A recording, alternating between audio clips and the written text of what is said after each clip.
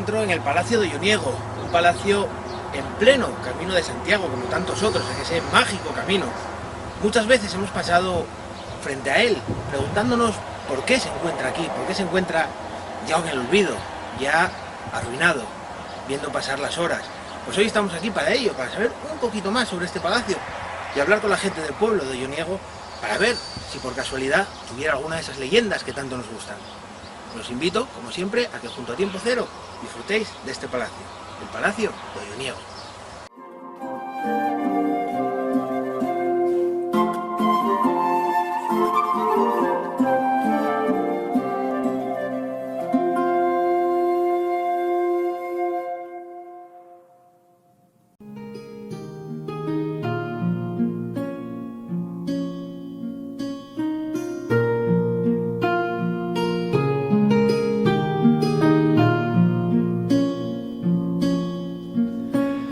El Palacio de Olloniegos jugó un papel importante en la época medieval.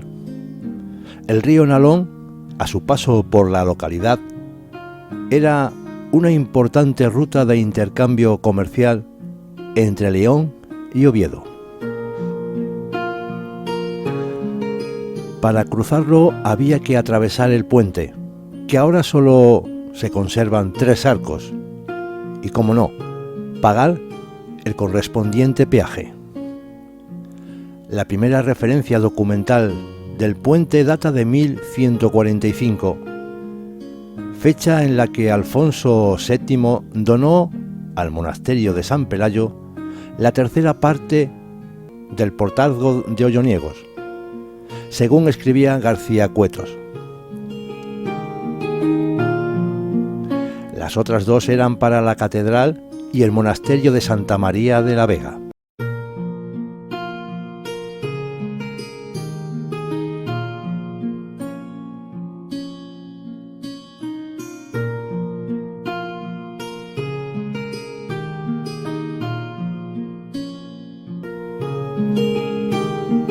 El Palacio de Camposagrado fue la casa solariega de los Bernardos de Quirós, marqueses de Camposagrado.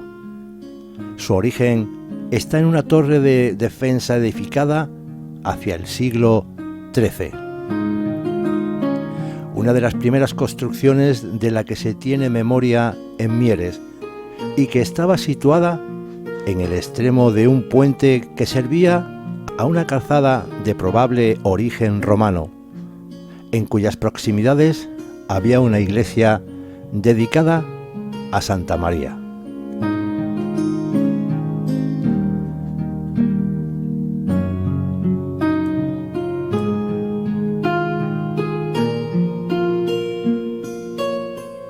En épocas sucesivas se le fueron agregando edificaciones hasta que en el siglo XVII se construye el palacio que ahora conocemos, en cuyo ángulo suroeste previve el antiguo torreón medieval.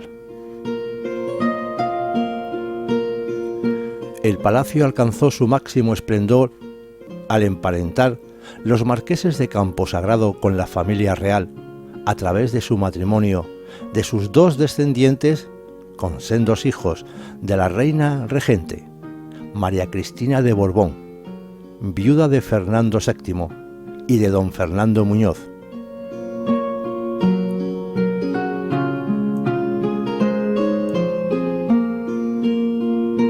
Con motivo de estos lazos, familiares de Isabel II se detuvieron en el palacio en numerosas ocasiones durante sus viajes al Principado. Primero se construyó el puente, después la torre defensiva y en tercer lugar llegó el palacio. En el siglo XV, los 2 elementos patrimoniales pasaron a manos de Iván Bernardo Miranda, cuyo hijo, el capitán López Estrada, puso para su cruzada había que atravesar ese puente, que ahora solo se conservan 3 arcos, y pagar, como habíamos comentado, el correspondiente peaje.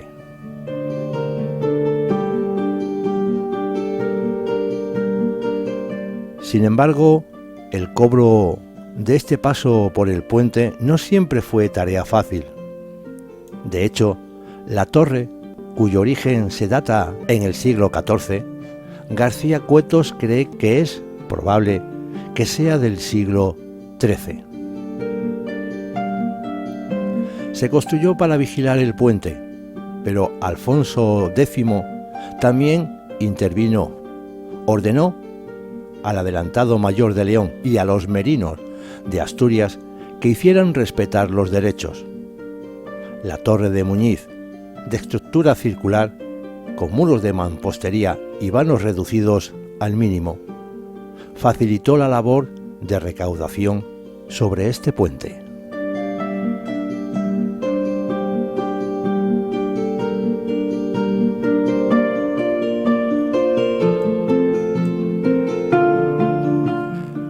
El conjunto de Joníegos está construido por la capilla, el puente, el palacio y la torre Muñiz. El valor singular de este conjunto viene determinado por ser unos complejos de edificaciones con origen medieval en el que se reúnen una obra religiosa, una obra civil y una obra de ingeniería.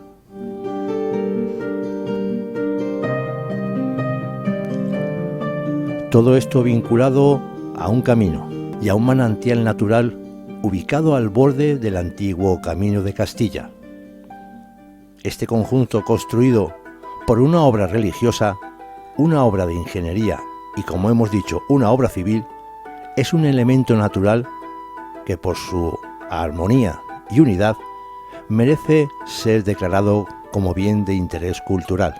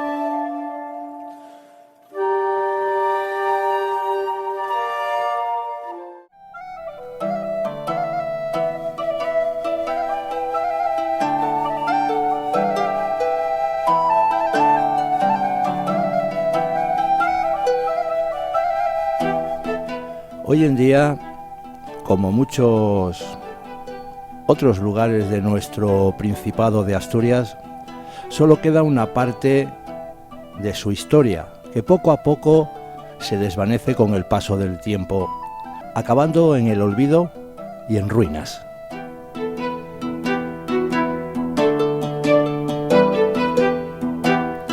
Es una lástima que muchos de estos lugares que guardan una historia de nuestra tierra asturiana se deje caer en el olvido sin que nadie haga nada por conservar esa historia que un día formó parte de nuestro legado.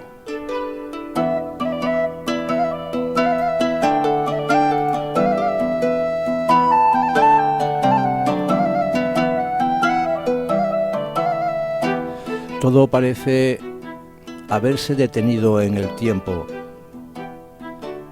Sus mamposterías cubiertas por el musgo. Las ramas van ocultando las ventanas y el acceso a su interior.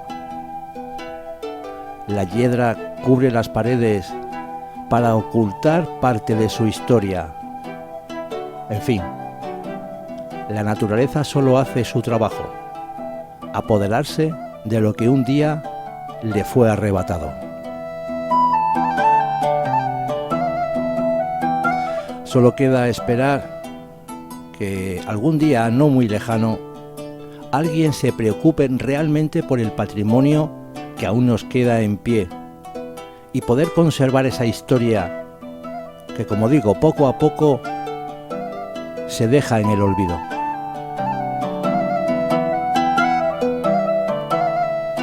Mantengamos nuestra historia, nuestros lugares vivos, para que las futuras generaciones puedan recordar y hablar de lo que un día fue nuestra Asturias, cómo comenzó, sus batallas, su historia y su legado.